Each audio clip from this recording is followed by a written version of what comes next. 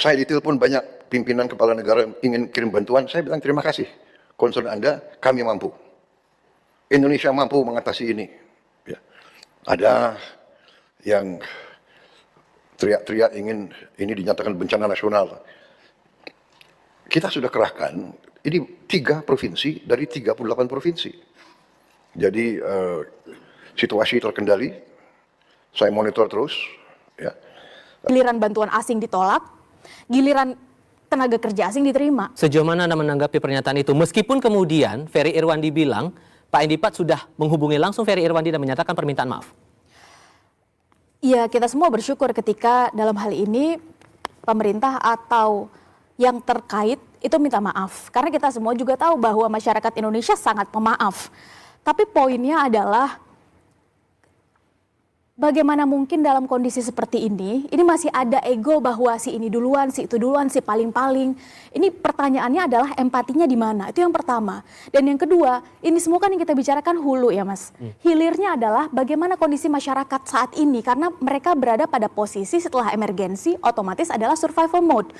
Ketika mereka berada pada posisi sedang berusaha bertahan hidup, tapi justru pemerintah atau lembaga terkait atau mereka yang dalam hal ini mewakili masyarakat justru statementnya seperti itu. Dalam hal ini justru kami yang bertanya selaku masyarakat kenapa dibenturkan antara relawan, antara influencer yang dalam hal ini sampai muncul tagar warga bantu warga. Ini kan sebetulnya adalah respon untuk melihat kondisi dan situasi. Kok bantuan belum nyampe-nyampe ya? Ya udah deh kita saling bantu aja. Ini bukan untuk menyerang pihak-pihak tertentu, tapi justru diksi-diksi itu yang justru membuat kita semua jadi bingung. Kenapa jadi seolah-olah yang salah adalah warga yang berusaha mengumpulkan donasi dan hadir langsung di masyarakat. Terakhir, kalaupun harus disampaikan rasa pilunya, sedih rasanya untuk mendengar masyarakat ketika harus mengatakan giliran bantuan asing ditolak, giliran tenaga kerja asing diterima. Kalau memang kondisinya seperti ini nggak bisa kirim bantuan, kirimkan saja kami kain kafan. Ini menggambarkan sebetulnya masyarakat kondisinya saat ini seperti apa. Di tengah kondisi seperti ini, pemerintah masih bisa menyebutkan kalimat-kalimat seperti itu. Ini justru logical fallacy, apa yang sebetulnya ada di pikiran dan hati pemerintah. Ya inilah pentingnya kenapa presiden itu harus gerak cepat di negeri Indonesia. Kenapa? Karena negeri kita itu negeri feodal, yang bawahannya pada penjilat semua. Ini tenda, baru dibikin 2 hari sebelum presiden datang. Berarti mereka 2 minggu di sini, tidur dengan terpal, tidur kedinginan, pakai nyamuk, lumpur-lumpur. Ya, pas presiden datang baru ada tenda kayak gini. Pejabat-pejabatnya baru sterilisasi lah, baru menyesuaikan protokoler lah, pembersihan lah, biar nggak kelihatan mencekam-cekam amat. Itu pentingnya Pak Prabowo kenapa harus gerak cepat. Karena bawahan Bapak itu semuanya penjilat. Nunggu gerak kalau misalnya Bapak udah turun. Nunggu gerak kalau misalnya Bapak udah pengen datang ke satu daerah, dan daerah dibikin nggak terlalu mencekam. Itu kenapa penting pemimpin negara kita yang masih feodal ini, bangsa ini, harus gerak cepat. Karena rakyat ini kelaparan, semua bisa dilihat tuh, coba lihat lo. Banyak orang yang kelaparan, banyak orang yang akhirnya membutuhkan bantuan cepat, nggak bisa nunggu, gitu. Jadi jangan cuman royal ketika lagi kampanye aja bagi-bagi bansos. Lagi bencana gini hilang semua. Kita ada beberapa tenda BNPB. Ya, itu baru dibikin kapan? baru 2 hari yang lalu, Bang. Berarti selama 2 minggu nggak ada tenda apapun? Nggak ada, Bang. Kami tidur di semen-semen biasa lah, Bang. Semen-semen biasa? Ya, pakai karpet aja cuman. Yang kita digigit nyamuk, Bang. Yang kedinginan, nggak ada apa-apa, Bang, kan. Cuma kita baju-baju kayak gini ya, Bang. Apa ini pakai baju-baju kayak gini, Bang. Tapi tendanya baru ada ketika 2 hari? Yang lalu, Bang. Sebelum Pak Prabowo datang, selang sehari Pak Prabowo datang, itu udah dipasang tenda ya, Bang. Oke, terima kasih. Ya, Bang. Jadi sampai mana tadi kita ngomongnya? Iya. Nah itu, jadi karena syarat pertama kita adalah kata itu air. Artinya kita bicara tentang ekologi, bukan?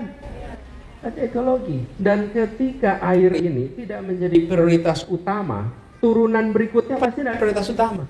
Karena air itulah yang kemudian melambangkan kepedulian kita atas sustainability kita di tempat itu. Dan ketika kita menemukan masalah, diselesaikan, bukan ditinggalkan.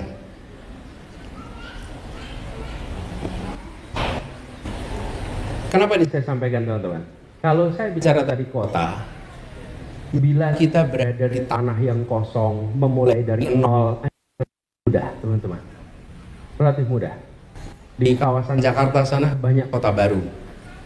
Ke arah barat ada namanya BSD, ada namanya Karawaci, ada namanya banyak itu kota-kota baru.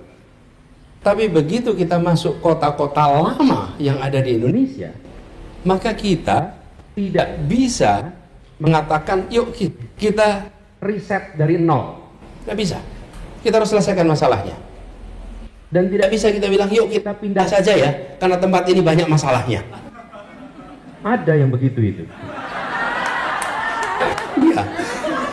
Kenapa boleh? Ya kita selesaikan masalahnya. Soal Jakarta ini saya gemes betul itu. Karena tradisi meninggalkan masalah itu hampir diteruskan. Halo teman-teman, berjumpa bersama saya di Politik Dangi. Ya, luar biasa sekali bagaimana Prabowo Subianto dikritik ya teman-teman, lantaran bagaimana Prabowo dianggap menolak bantuan asing ya. Bantuan asing ini maksudnya adalah bantuan negara-negara lain ya untuk membantu Indonesia dalam bencana yang terjadi di 3 provinsi, Sumatera Utara, Barat, hingga Aceh. Kita tahu bahwa dampak ini sangat luar biasa teman-teman ya. Dampaknya sangat signifikan, membuat kerugian yang sangat hebat, baik material ya, kemudian lingkungan, bahkan ada korban-korban jiwa teman-teman, dan banyak masyarakat di sana yang kehilangan rumahnya.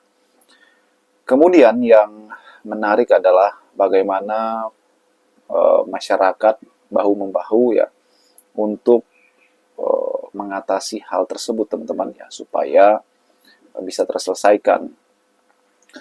Banyak kritikan kepada pemerintah supaya pemerintah gerak cepat ya untuk mengatasi hal tersebut, terutama penyebabnya apa ya, kemudian siapa yang bertanggung jawab di dalam bencana ini teman-teman.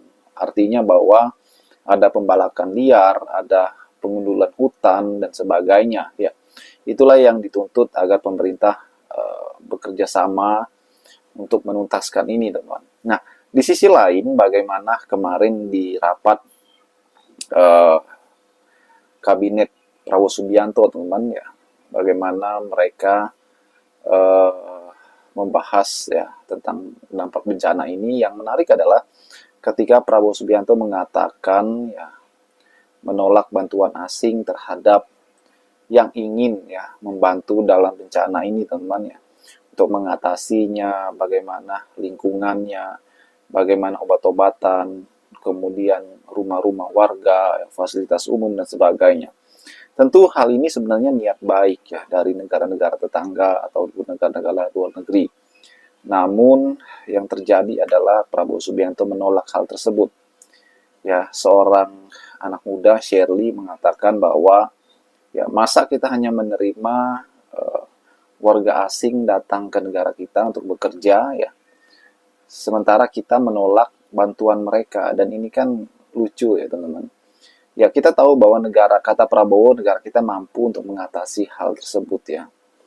Ya, semoga saja ya kan, semoga saja teman-teman, negara kita mampu, semoga saja memang benar pemerintah gerak cepat ya untuk mengatasi hal tersebut. Bagaimana menurut kalian?